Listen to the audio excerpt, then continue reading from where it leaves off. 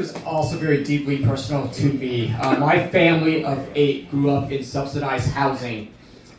It was 8 of us in a 1-bedroom apartment, 1-bathroom apartment, so the bathroom situation was quite tough in the morning time. But for me, and as right now the vice chairman of the housing committee, we need to make sure that we look at creative solutions, innovative solutions at the national level.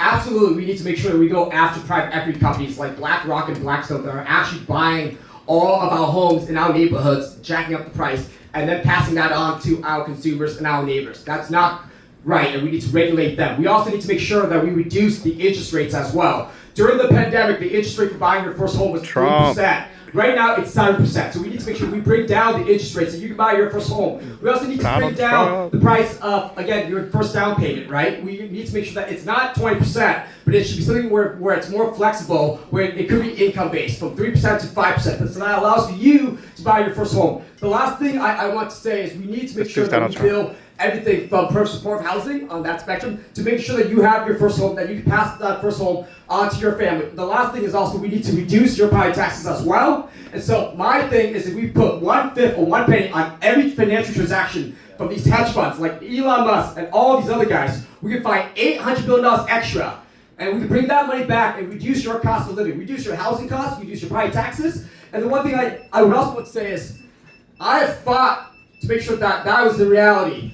There are folks in this race who have had fair housing discrimination lawsuits against them. And so we need to also make sure that we know who is against us and who is for us in this race. Thank you. Who? Wait, which one?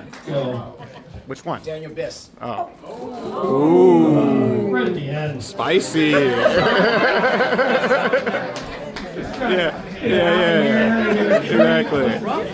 Yeah. I was wondering which one, honestly. Yeah. I was also wondering which one. I have literally no idea what was being said, but I will say that I've done more for affordable housing than anybody else on this stage. I would see us leading the way on affordable housing. I'm really, really proud of the work we've done. There's lots left to do, and I would invite anyone up here to join us in the effort. All right, great. 15 seconds. Good work. So I'm not going to use the first 10 seconds of my remarks to sneak diss other candidates on this race and make a platitude about how I'm the only candidate to do one thing or another. Sorry, I did it. I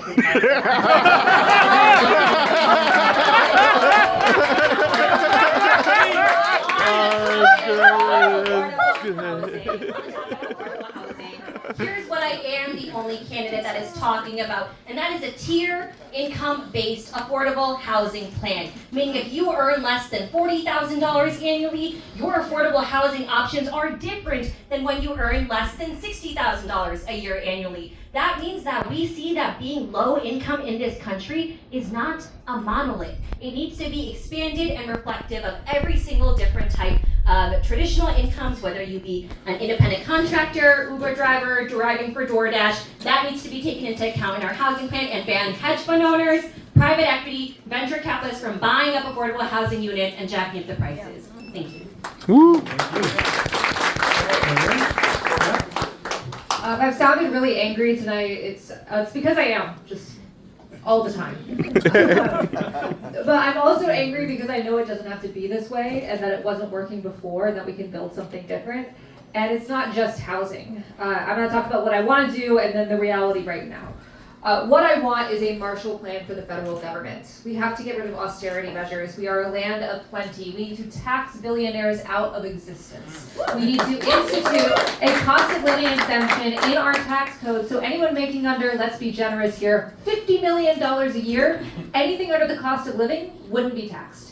You deserve that money in your pockets. We need to invest this money in everything from education to transit to climate action. These are all inextricable from one another. I'm sick of half measures. It's what got us here.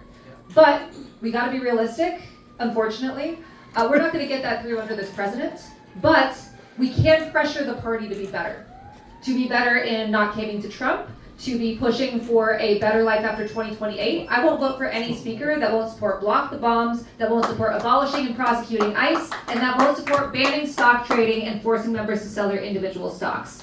We need members who engage in mutual aid, we need members who have their constituent services be more accessible, and we need members who aren't going to sell out to corporate interests. Right. Thank you. All right. Fantastic.